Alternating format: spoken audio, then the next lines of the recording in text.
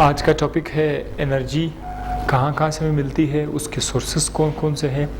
तो एनर्जी मुख्तलिफ़ जगहों से मिलती है। आज के टॉपिक में हम सिर्फ नॉन कन्वेंशनल जो सोर्सेज ऑफ एनर्जी है वो आज आपको बताएंगे। ठीक है, कन्वेंशनल एनर्जी सोर्सेज। इसमें इन टॉपिक को बताने से पहले को ये दिखाना है कि टरबाइन क्या होता है या इलेक्ट्रिक जनरेटर क्या होता है, कि इससे करंट कैसे प्रोड्यूस होती है। वैसे टरबाइन के अंदर एक पंखा होता है, फैन।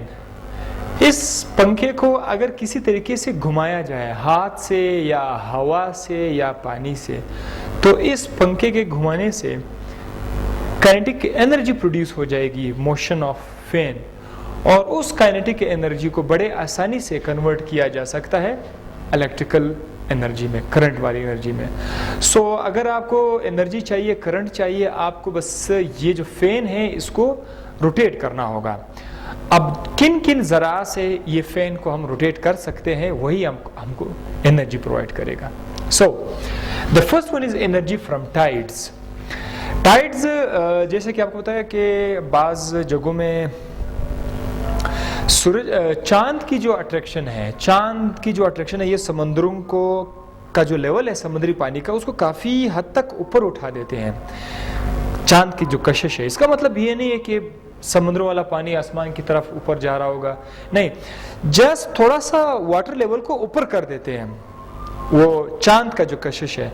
तो उसे होता क्या है, जब शुरू में पानी का लेवल नीचे होता है, it's a kind of dam, एक किस्म का डैम है पानी का, ठीक है। और ये जो है ये किसको शो कर रहे हैं, वाटर को। तो जैसे ही चांद का पुल इस वाटर का लेवल उठा देते हैं, तो वाटर का लेवल थोड़ा सा राइज अप हो जाता है। ये वाटर का लेवल जो है ये यहाँ पर आ जाते हैं, और यहाँ पर जब वो वाटर राइज अप होता है, हम उस पानी को गिरा देंगे। अब पहले तो वो नहीं गिर सकता था, लेकिन अब ये पानी को हम लोग गिरा देंगे किस चीज़ के ऊपर, टरबाइन के ऊपर। टरबाइन के ऊपर गिरा देंगे तो फैन मूव करेगा और आपको इलेक्ट्रिसिटी मिल जाएगी, ठीक है। तो दिन में 2 मरतबा ऐसा हो सकता है कि एक टाइम में ये लेवल कम हो जाए, रात को फिर से चांद का कशिश ज़्यादा हो जाती है और वो फिर पानी को लेवल को ऊपर कर दे। याद दिलाता चलूँ आपको कि जब किसी चीज़ का लेवल बढ़ जाता है, वाटर का लेवल ऊपर हो जाता है, तो उसके अंदर कौन सी एनर्जी आ जाती है, पोटेंशियल एनर्जी। इस केस में हम पोटेंशियल एनर्जी को कन्वर्ट कर रहे हैं करंट में। दूसरा जो है एनर्जी फ्रॉम वेव्स। ये समंदरों के किनारों पर, साहिल पर हवा भी तेज चल रही होती है और लहरें भी आ रही होती है, पानी के लहरें भी आती है। उन लहरों के अंदर भी काफ़ी एनर्जी होती है, क्योंकि लहरें मोशन में होती है और मोशन वाली चीज़ों में काइनेटिक एनर्जी है। सो ये जो वेव्स आ रही है, इनके पास काफ़ी एनर्जी है, हमने इनको कन्वर्ट करना है करंट में।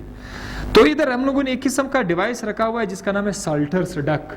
ये साल्टर्स साइंसदान का नाम, उसने बनाया था।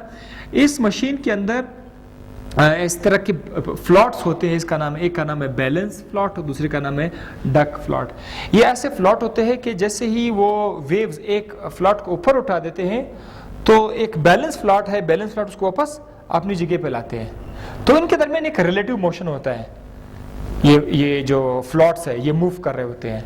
अब ये कौन सा, this is again kinetic energy. इनके मोशन से हम लोग करंट प्रोड्यूस करते हैं। सो वंस अगेन हमें करंट मिला इस एनर्जी से। तीसरा जो है वो है सोलर एनर्जी। बहुत ज़्यादा आजकल बहुत मशहूर है, बहुत फेमस है, दुनिया के कोनों कोनों में जो है ये एनर्जीज को यूज़ किया जा रहा है। यहाँ पर भी, हमारे यहाँ आजकल आप देख रहे होते घरों पर उन्होंने सोलर सेल रखे हुए हैं। तो ये क्या है, एनर्जी फ्रॉम द सनलाइट हम 2 तरीकों से इस्तेमाल कर सकते हैं, एक है डायरेक्ट इस्तेमाल और एक है इनडायरेक्ट यूज। डायरेक्ट यूज में क्या करते हैं, सोलर सेल इस्तेमाल करते हैं। बाजार में उसका नाम है, ग्लास के नाम से यूज किया जा रहा है, शमसी ग्लास, ठीक है, शमसी ग्लास, सोलर सेल बहुत सारे पड़े हुए हैं।